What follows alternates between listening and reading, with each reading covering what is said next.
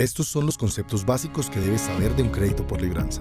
Capacidad de endeudamiento. Es el monto máximo que puede ser descontado para cubrir la cuota de tu crédito por libranza. Según la ley, no puede exceder el 50% de tus ingresos por nómina o pensión. Monto del crédito. Es el valor total aprobado de tu crédito incluyendo capitalización de intereses iniciales. Tasa de interés.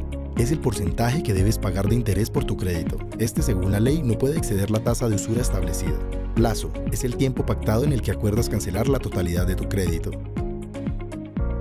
Libranza. Es el documento donde autorizas el descuento de la cuota que sale de tu salario o mesada pensional para cubrir tu crédito por libranza.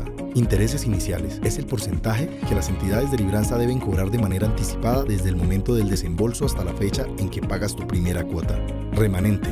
Es el dinero que te queda disponible después de tu compra de cartera u otros descuentos que hayas tenido para utilizarlo en lo que quieras.